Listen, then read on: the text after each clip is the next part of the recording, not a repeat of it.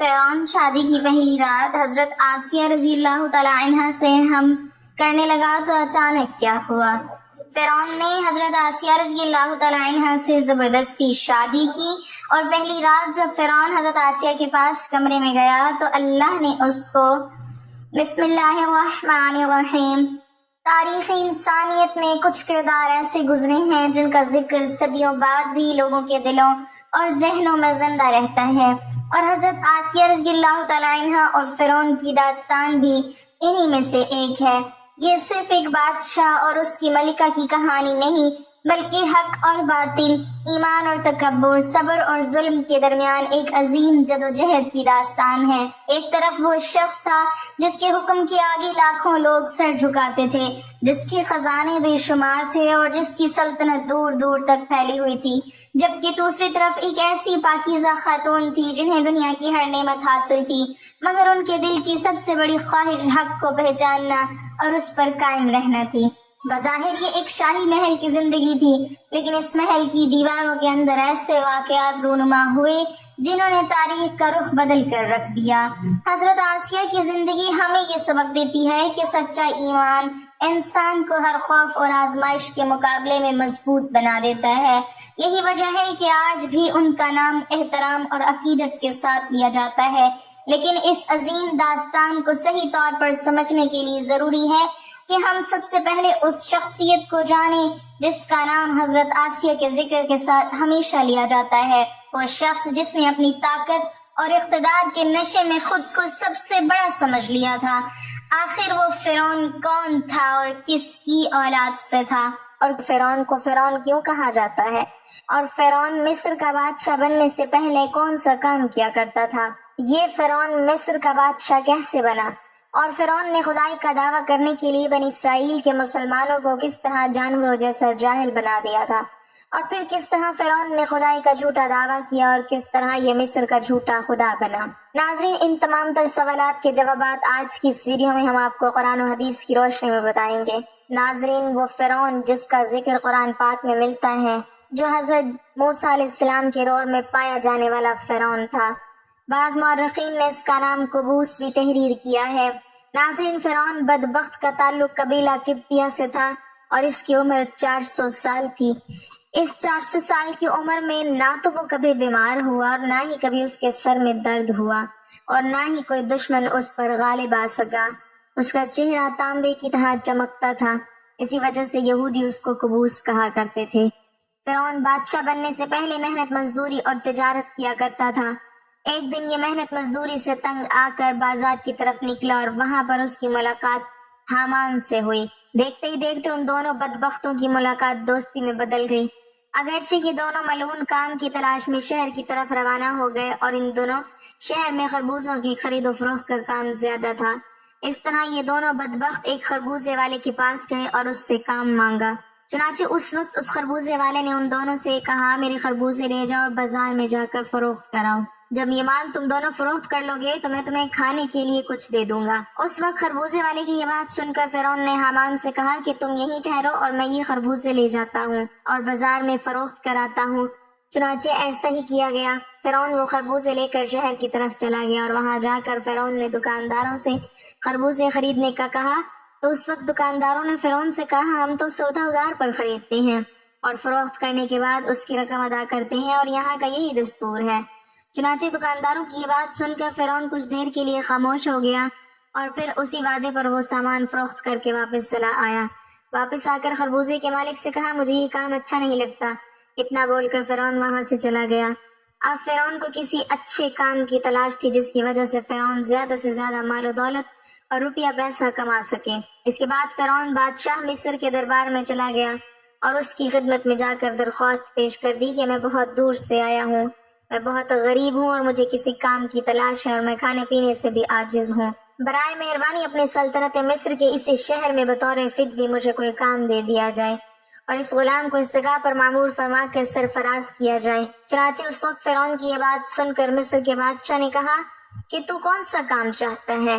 چنانچہ بادشاہ کی یہ بات سن کر فرعون نے کہا کہ مجھے مصر کے قبرستان کی دروغی دے دی جائے، اور اس کے بدلے میں کچھ رقم فدیے کے طور پر شاہی خزانے میں جمع کروایا کروں گا اور باقی رقم اپنے پاس رکھوں گا، اور میری اجازت کے بغیر مصر کے اس قبرستان میں کوئی بھی مردہ دفن نہ ہوگا۔ یہ بات سن کر اس وقت کے بادشاہ مصر نے فرعون کو مصر کے قبرستان کی دروغی دے دی۔ چنانچہ اس طرح مصر کے قبرستان کی دروغی ملتے ہی فرعون بہت خوش ہوا اور خوشی خوشی جا کر قبرستان کے دروازے پر بیٹھ گیا اور انتظار کرنے لگا کہ اب کون آئے گا جو اپنے مردے کو قبرستان میں دفن کرے گا۔ ناظرین، اللہ کے حکم سے ایسا ہوا کہ اسی سال مصر میں ایک وبا پھیل گئی جس کی وجہ سے مصر کے بہت سارے لوگ مرنا شروع ہو گئے۔ فرعون نے جب یہ دیکھا تو اس نے ہر لاش کے بدلے ان کے وارثوں سے ایک ایک سونے کا درہم لینا شروع کر دیا، اور اس کے بعد کچھ ہی دنوں میں فرعون کے پاس بہت ساری دولت جمع ہو گئی اور فرعون امیر ہو گیا۔ اتنا زیادہ مال و دولت اکٹھا ہو جانے کے بعد فرعون نے سوچا کیوں نہ مصر کے تمام قبرستان کو اپنے انڈر میں کیا جائے، لہٰذا فرعون نے ایسا ہی کیا۔ فرعون نے وقت کے بادشاہ کو بہت سارے پیسے دیے اور مصر کے تمام قبرستان کی دروغی اپنے ذمے لے لی۔ چنانچہ اس طرح فرعون قبرستان کی دروغی کے ذریعے بادشاہ مصر کے خزانے میں بہت سارا روپیہ پیسہ جمع کرواتا، اور فرعون کی اس عمل سے بادشاہ مصر بہت خوش ہوتا اور بادشاہ مصر فرعون کو پیار اور عزت دینے لگا۔ چنانچہ اسی دوران اللہ کے حکم سے ایسا ہوا کہ اس وقت مصر کا وزیر مر گیا، اور چونکہ فرعون اس وقت بادشاہ مصر کا بہت زیادہ قریب بندہ بن چکا تھا، لہٰذا مصر کے بادشاہ نے فرعون ہی کو مصر کا وزیر مقرر کر دیا۔ اقتدار ملتے ہی فرعون اقتدار کے نشے میں بدمست ہو گیا اور اس نے اپنے بدبخت دوست حامان کو بھی اپنے پاس بلوا لیا۔ اس وقت فرعون اپنے دوست حامان سے کہنے لگا کہ میں چاہتا ہوں کہ میں خدائی کا دعویٰ کروں اور ساری مخلوق مجھ کو خدا مانے اور میری عبادت کرے۔ فرعون کی یہ بات سن کر حامان بہت حیران ہو گیا، اور حامان فرعون سے کہنے لگا کہ اگر تو خدائی کا دعویٰ کرنا چاہتا ہے تو سب سے پہلے بنی اسرائیل کی تمام مخلوق کو اپنے ہاتھ میں لے لے اور ان کے دل میں اپنی محبت پیدا کر۔ حامان کی یہ بات سن کر فرعون نے حامان سے کہا کہ ایسا کرنے کے لیے آخر کیا کیا جائے اور یہ لوگ کس طرح مجھے اپنا خدا تسلیم کریں گے، کیونکہ اس وقت تمام لوگ حضرت یوسف علیہ السلام اور حضرت یعقوب علیہ السلام کے دین پر تھے، اور کس طرح وہ لوگ اپنے دین کو چھوڑ کر فرعون کو اپنا خدا تسلیم کرتے۔ اس وقت فرعون نے اپنے دوست حامان سے اس کے بارے میں کوئی تدبیر نکالنے کا کہا۔ فرعون کی یہ بات سن کر حامان کچھ دیر کے لیے سوچتا رہا اور پھر یہ تدبیر نکالی کہ بادشاہ مصر سے یہ درخواست کی جائے کہ میں چاہتا ہوں کہ مصر کے تمام لوگوں کی تمام تر خواہشات مفت میں پوری کی جائیں اور ان لوگوں کے تمام تر اخراجات میں اپنی جیب سے ادا کروں گا، اور جو لوگ جو چیز بھی حاصل کرنا چاہیں وہ مفت میں حاصل کر سکتے ہیں۔ چنانچہ اس وقت بادشاہ مصر نے فرعون کی یہ بات سن کر اس کی یہ درخواست قبول کر لی اور 1 سال کے لیے تمام مصریوں کو یہ رعایت فراہم کر دی، اور فرعون نے 1 سال میں ہونے والے تمام تر اخراجات کی رقم حامان کے ہاتھوں بادشاہ کے خزانے میں جمع کروا دی، اور پورے مصر میں یہ اعلان کروا دیا گیا کہ اس سال خزانہ رعایتوں پر دستیاب ہے۔ ہم نے اپنی طرف سے تمام تر اخراجات کی رقم بادشاہ مصر کے خزانے میں جمع کروا دی ہے، اور مزید 2 سال کے اخراجات کی معافی کے لیے ہم نے دربار اعلیٰ میں درخواست کی ہے اور وہ بھی قبول ہو گئی ہے۔ چنانچہ فرعون کی یہ بات سن کر مصر کے تمام لوگ بہت خوش ہوئے، اور مصر کے تمام لوگوں نے فرعون کی ترقی کے لیے خوب دعائیں کی۔ چنانچہ ادھر مصر کی عوام فرعون کی اس عمل سے بہت خوش تھی، اور ادھر چند دن بعد مصر کا بادشاہ اللہ کے حکم سے اپنی موت آپ مر گیا۔ چنانچہ اس وقت مرنے والے بادشاہ کا کوئی بھی وارث نہ تھا جو اس کے تخت پر بیٹھتا اور اس کی بادشاہت کو سنبھالتا۔ اسی طرح مصر کے بادشاہ کی تدفین کے بعد 3 دن تک عیادت ہوتی رہی، اور چوتھے روز مصر کے تمام لوگ بادشاہ مصر کے دربار میں حاضر ہوئے اور کہنے لگے بادشاہ کے تخت پر کس کو بٹھایا جائے، کیونکہ ملک بادشاہ کے بغیر نہیں چل سکتا۔ چنانچہ اس وقت مصر کے لوگوں نے فرعون سے یہ نیکی دیکھی تھی کہ فرعون نے 3 برس کا خزانہ مصر کے لوگوں پر معاف کروایا تھا اور ان کے اخراجات کا خرچ اپنے پاس سے بادشاہ مصر کو دیا تھا، اسی لیے مصر کے تمام لوگ فرعون کے اس عمل سے بہت زیادہ خوش تھے۔ فرعون کی یہ خیر خواہی دیکھ کر مصر کے لوگوں نے بدبخت فرعون کو بادشاہ کے تخت پر بٹھا دیا، اور اس طرح فرعون بدبخت مصر کا بادشاہ بن گیا۔ اس وقت لوگوں نے یہ خیال کیا کہ فرعون بہت اچھا انسان ہے اور ہماری رعایا کا بہت اچھا خیال رکھے گا۔ اس طرح جب یہ فرعون مصر کے وزیر سے مصر کا بادشاہ بنا تو اس وقت فرعون نے اپنے دوست حامان کو مصر کا وزیر مقرر کر دیا۔ فرعون مصر کا بادشاہ بنتے ہی اپنے دوست حامان سے کہنے لگا کہ اب پورے مصر میں ہماری بادشاہی ہے، ہم جو چاہیں وہ کر سکتے ہیں۔ اس وقت فرعون نے حامان سے کہا کہ اب کوئی ایسی تدبیر نکالو جس کی وجہ سے مصر کے تمام تر لوگ مجھے خدا ماننے لگے اور میری عبادت کرنے لگے۔ اس وقت حامان بدبخت نے فرعون کو یہ مشورہ دیا کہ جتنے بھی علماء دین جو تدریس کا کام کر رہے ہیں اور سب کے سب دین کی تدریس کو ختم کر دے اور لوگوں کے درمیان اسلام کی تبلیغ کا سلسلہ بالکل ختم کر دیا جائے، تاکہ آہستہ آہستہ تمام لوگ اپنے دین سے دور ہو جائیں اور اپنے دین سے بے خبر ہو جائیں، اور آئندہ آنے والی نسل دین سے بے خبر اور جاہل پیدا ہو۔ چنانچہ حامان کی بات سن کر فرعون نے فوراً یہ حکم جاری کر دیا اور مصر کے اندر درس و تدریس کا یہ سلسلہ ختم کر دیا گیا، اور فرعون نے مصر کے اندر یہ حکم جاری کر دیا کہ کوئی بھی شخص مصر میں درس و تدریس نہ کرے ورنہ اس کو قتل کر دیا جائے گا۔ فرعون بادشاہ کا یہ حکم سنتے ہی درس و تدریس کا یہ سلسلہ ختم کر دیا گیا اور مصر کے لوگوں نے بالکل پڑھنا لکھنا چھوڑ دیا۔ چنانچہ اس طرح درس و تدریس کا سلسلہ ختم ہونے کے بعد وقت گزرتا گیا اور وقت کے ساتھ ساتھ تمام لوگ جاہل بن گئے اور علم سے دور ہو گئے اور اپنے حقیقی خدا اللہ تعالیٰ کو بالکل ہی بھول گئے۔ اس وقت مصر کے لوگوں کی یہ حالت ہو گئی کہ وہ جانوروں کی طرح جاہل بن گئے۔ اس وقت فرعون نے تمام مصر کے لوگوں کی یہ حکم جاری کیا کہ مصر کے تمام لوگ اپنے اپنے گھروں میں بت بنا کر اس کو سجدہ کیا کریں اور اس کی پوجا کیا کریں۔ چنانچہ فرعون کا یہ حکم پاتے ہی ایک قوم جو اس وقت کثیر تعداد میں تھی، انہوں نے بتوں کی پوجا کرنا شروع کر دی اور آہستہ آہستہ یہ بت پرستی بڑھتی چلی گئی اور یہ سلسلہ 20 سال تک جاری رہا۔ اور پھر اس کے بعد فرعون نے مصر میں یہ اعلان کروایا اور اس اعلان میں یہ الفاظ لوگوں کے کانوں تک پہنچائے جس کا ذکر قرآن پاک میں یوں ملتا ہے، اور پس لوگوں کو جمع کیا اور لوگوں سے کہا کہ میں ہوں رب تمہارا سب سے بڑا اور بلند۔ ناظرین، اس طرح لوگ کئی سال تک بتوں کی پوجا کرتے رہے۔ جب لوگ مشرک اور بت پرست بن گئے تو اس وقت فرعون نے یہ حکم جاری کیا کہ اپنے گھروں میں موجود تمام بتوں کو توڑ دیا جائے اور مجھے خدا مانا جائے اور میری پوجا کی جائے۔ چنانچہ فرعون کا یہ حکم ملتے ہی تمام لوگوں نے ایسا ہی کیا۔ تمام قوم نے بتوں کو توڑ دیا اور فرعون کو پوجنا شروع کر دیا اور فرعون کو خدا ماننے لگے، نعوذ باللہ۔ لیکن قبطی قوم کے علاوہ کوئی دوسرا فرعون کو خدا نہیں مانتا تھا۔ قبطی قوم واحد ایسی قوم تھی جو فرعون کو اپنا خدا مانتی تھی اور باقی تمام لوگ اللہ کی وحدانیت پر یقین رکھتے تھے اور اللہ تعالیٰ کو اپنا خدا مانتے تھے۔ اسی وجہ سے فرعون قبطیوں پر بہت مہربان تھا اور بنی اسرائیل کے مسلمانوں پر طرح طرح کے ظلم و ستم کیا کرتا تھا۔ کیونکہ بنی اسرائیل کی قوم حضرت یوسف علیہ السلام کے دین پر تھی، اسی وجہ سے تو فرعون ان پر ظلم کرتا تھا۔ رسول محترم حضرت محمد صلی اللہ علیہ وسلم نے ایک دفعہ زمین پر 4 لکیریں کھینچی اور پاس بیٹھے صحابہ سے پوچھا، تم میں سے کوئی جانتا ہے یہ کیا ہے؟ صحابہ نے عرض کی، اللہ اور اس کا رسول صلی اللہ علیہ وسلم بہتر جانتے ہیں۔ رسول اللہ صلی اللہ علیہ وسلم نے فرمایا، یہ جنتی عورتوں میں سے سب سے افضل 4 عورتیں ہیں۔ نمبر 1 خدیجہ بنت خالد، فاطمہ بنت محمد، فرعون کی بیوی آسیہ اور عیسیٰ کی والدہ مریم بنت عمران۔ ناظرین گرامی، حضرت آسیہ زوجہ فرعون ایسی بابرکت خاتون کے جن کا ذکر قرآن میں اللہ پاک نے یوں بیان فرمایا ہے، اور اللہ نے ان لوگوں کے لیے جو ایمان لائے زوجہ فرعون کی مثال بیان فرمائی ہے۔ حافظ ابن حجر اسقلانی لکھتے ہیں کہ مصری شاہی خاندان کے بادشاہ ریان بن ولید جو کہ حضرت یوسف علیہ السلام کے دور میں تھے، ان پر ایمان بھی لائے تھے۔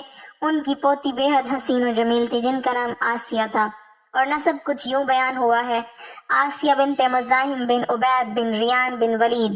جب رمسیس شاہ مصر بنا تو اس نے تخت سنبھالتے ہی لوگوں کو عیش و عشرت میں ڈال دیا۔ اس نے یہ فرمان جاری کیا کہ آج سے سارے اسرائیلی قبطیوں کے غلام ہوں گے۔ چنانچہ اسرائیلی غلاموں کی لسٹیں بنا کر ہر ایک گھر میں ان کو نوکر رکھ دیا گیا۔ فرعون مصری لڑکیوں کا بے حد شوقین تھا۔ اس کے تخت شاہی پر بیٹھتے ہی اسرائیلیوں نے اپنی لڑکیوں کو گھروں سے باہر نکلنے پر پابندی عائد کر دی۔ فرعون نے بھی حضرت آسیہ علیہ السلام کے حسن کے چرچے سن رکھے تھے۔ ایک دن فرعون نے حضرت آسیہ کے سارے خاندان کو دعوت پر مدعو کیا اور وہیں پر ان کے والد سے حضرت آسیہ کا رشتہ مانگا۔ حضرت آسیہ کے والد نے انکار کیا تو اس نے دھمکی دی کہ تم سمیت تمہارے سارے خاندان کو اس محل سے باہر نہیں جانے دیا جائے گا، سب یہیں پر قتل کر دیے جاؤ گے اور تمہاری اولادیں بھی اسرائیلیوں کی طرح غلام بنا لی جائیں گی۔ یعنی بادشاہت کے طور پر حضرت آسیہ اور فرعون مصر کی شادی ہوئی۔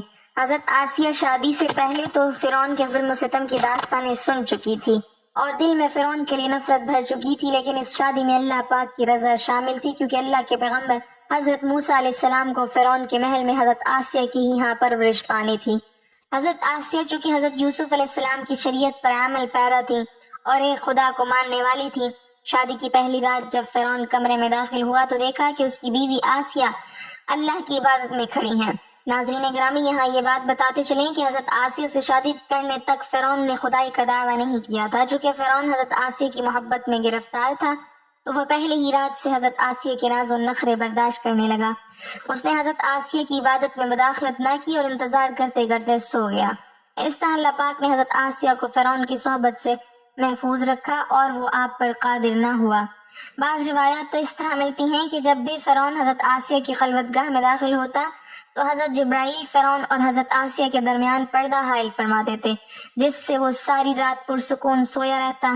کچھ کتابوں میں لکھا ہے کہ اللہ نے فرعون کو نامرد کر دیا تھا، جس وجہ سے وہ حضرت آسیہ سے صحبت ہی نہ کر سکا۔ ان سب کے باوجود فرعون اپنی بیوی حضرت آسیہ سے بے پناہ محبت کرتا تھا۔ بعض روایات میں فرعون کی ایک بیٹی کا بھی ذکر ملتا ہے، تو آپ کو بتاتے چلیں کہ وہ لڑکی انہوں نے کسی سے لے کر پالی تھی۔ فرعون کا حضرت آسیہ سے پیار ہی تھا کہ جب حضرت موسیٰ علیہ السلام ایک صندوق میں ملے تو حضرت آسیہ کے کہنے پر اس نے حضرت موسیٰ کو اپنے گھر میں جگہ دے دی۔ حضرت آسیہ کی چونکہ کوئی اولاد ہی نہ تھی، اس لیے آپ نے حضرت موسیٰ علیہ السلام کو اپنا بیٹا بنا لیا اور فرعون سے کہنے لگی، یہ بچہ میری اور تیری آنکھوں کی ٹھنڈک ہے، اسے قتل نہ کرو۔ جیسے جیسے حضرت موسیٰ پرورش پاتے رہے تو حضرت آسیہ آپ کے معجزات دیکھ دیکھ کر حیران ہوتی رہیں اور دل میں یہ جان لیا کہ یہ بچہ کوئی عام نہیں۔ ان کی توقعات کے عین مطابق جب حضرت موسیٰ علیہ السلام نے نبوت کا اعلان فرمایا تو حضرت آسیہ ان پر ایمان لے آئیں، لیکن اپنا ایمان لانا محل والوں سے چھپا رکھا۔ ان کے ایمان لانے کا واقعہ کچھ اس طرح ہے کہ ایک دن فرعون کے دربار میں ایک باندی کو لایا گیا، وہ حضرت موسیٰ علیہ السلام پر ایمان لے آئی تھی۔ فرعون نے اس باندی کے تینوں بچوں کو اس کے سامنے ابلتے ہوئے تیل میں ڈالنے کا حکم دیا اور ساتھ ہی اس باندی سے کہا، اب بھی وقت ہے، مجھے اپنا خدا بنا لے۔ لیکن وہ باندی کا ایمان بہت پختہ تھا۔ خیر، اس باندی کے سامنے اس عورت کے تینوں بچوں نے ابلتے ہوئے تیل میں جان دے دی۔ اس کے بعد فرعون نے اس باندی کو بھی تیل میں ڈالنے کا حکم جاری کیا۔ حضرت آسیہ علیہ السلام نے یہ منظر دیکھا کہ اس عورت اور بچوں کی روح ایک نورانی جھرمٹ میں آسمان پر لے جائی گئی، تو انہیں یقین ہو گیا کہ حضرت موسیٰ علیہ السلام اللہ کے سچے پیغمبر ہیں اور ان کا دین بھی سچا ہے۔ قصر فرعون روز بروز پرآشوب ہوتا گیا اور حضرت آسیہ نے فرعون سے کنارہ کشی اختیار کر لی۔ حضرت موسیٰ کا دفاع کرتی رہیں۔ حضرت موسیٰ علیہ السلام کے چاہنے والے فرعون کے سپاہیوں کے ہاتھوں ظلم و ستم کی بھیٹ چڑھنے لگے اور انہیں بے دردی کے ساتھ قتل کیا جانے لگا، یہاں تک کہ فرعون نے حضرت موسیٰ علیہ السلام پر ایمان لانے والے ایک شخص سے، جسے قرآن کریم نے مومن آل فرعون کے نام سے یاد کیا ہے، بڑی ہی بے دردی سے قتل کیا، جس کے بعد حضرت آسیہ علیہ السلام کے صبر کا پیمانہ چھلک اٹھا اور کھلم کھلا فرعون کی مخالفت کرنے لگی۔ فرعون کو جب علم ہوا کہ اس کی بیوی بھی موسیٰ کے خدا پر ایمان لے آئی ہے تو فرعون میں غیظ و غضب کی آگ بھڑک اٹھی۔ پہل تو اس نے اپنی بیوی کو اکیلے میں سمجھایا کہ اگر میری بیوی ہی مجھے خدا ماننے سے انکار کرے گی تو پھر بہت سے لوگ سرکشی کریں گے، لیکن حضرت آسیہ نہ مانی، بلکہ فرعون کو بھی دعوت حق کی تبلیغ کی اور کہا کہ اللہ پاک سے معافی مانگ کر موسیٰ علیہ السلام پر ایمان لے آؤ۔ بہت سی راتیں اسی طرح جھگڑوں میں گزر گئیں۔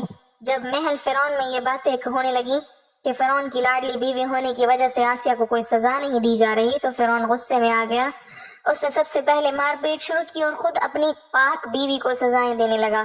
وہ حضرت آسیہ علیہ السلام کو پورا دن تپتی ریت پر ننگے پاؤں کھڑا رکھتا اور رات کو ان کے پیروں کے زخموں پر خود نمک لگاتا۔ اس طرح کئی دن گزر گئے۔ جب فرعون کو یقین ہو گیا کہ اب حضرت آسیہ علیہ السلام کو وہ حضرت موسیٰ کے دین سے نہیں ہٹا سکتا تو اس نے اپنی بیوی کو سخت سزا دینے کا فیصلہ کیا۔ حضرت آسیہ کے چاروں ہاتھوں پیروں پر لوہے کی کیلیں ٹھوک کر چاروں کونوں میں اس طرح جکڑ دیا کہ وہ ہل بھی نہ سکی، اور بھاری پتھر آپ کے سینے پر رکھ کر ان کو ریت پر دھوپ میں لٹا دیا اور پانی بند کر دیا۔ لیکن پھر بھی حضرت آسیہ علیہ السلام ایمان پر عزم و استقلال کے ساتھ ان مصائب کے باوجود قائم و دائم رہیں اور فرعون کے کفر سے خدا کی پناہ چاہی، جسے اللہ پاک نے یوں بیان فرمایا ہے، اور اللہ نے ان لوگوں کے لیے جو ایمان لائے ہیں زوجہ فرعون کی مثال بیان فرمائی ہے، جب اس نے عرض کیا، اے میرے رب، تو میرے لیے جنت میں اپنے پاس ایک گھر بنا دے اور مجھ کو فرعون اور اس کے عمل بد سے نجات دے دے اور مجھے ظالم قوم سے بھی بچا لے۔ ایک روایت تو یہ ہے کہ فرعون نے حضرت آسیہ کی کھال بھی اتروا دی اور پھر ان پر چٹان کو گرا دیا۔ اللہ اکبر! لیکن زیادہ تر مفسرین یہ روایت کرتے ہیں کہ جب حضرت آسیہ کے ہاتھوں پاؤں میں کیلیں ٹھوک کر ان کو باندھا گیا تو ان کی روح پرواز کر گئی تھی۔ آپ کا مزار پر انوار مصر میں ہی واقع ہے۔ ناظرین اکرامی، حضرت آسیہ کا اپنے ایمان پر قائم رہنا آج کے تمام مسلمانوں کے لیے مشعل راہ ہے۔ خاص طور پر خواتین کے لیے یہ درس ہے کہ عورت کے اندر بھی اتنی طاقت موجود ہوتی ہے کہ وہ ہر طرح کے ظلم و ستم کے آگے پہاڑ بن سکتی ہے۔ اللہ تعالیٰ ہمیں فرعون کے تکبر، غرور، ظلم، سرکشی اور حق کے مقابلے میں جھکنے سے انکار کرنے والی روش سے محفوظ فرمائے اور ہمارے دلوں کو ہر قسم کی نافرمانی اور گمراہی سے بچائے۔ اللہ تعالیٰ ہمیں حضرت آسیہ رضی اللہ تعالیٰ عنہ جیسا مضبوط ایمان آزمائشوں میں صبر، حق پر ثابت قدمی اور ہر حال میں اپنی رضا پر راضی رہنے کی توفیق عطا فرمائے، آمین۔ ناظرین، کمنٹ باکس میں اللہ تعالیٰ کے 99 ناموں میں سے ایک نام ضرور ٹائپ کریں۔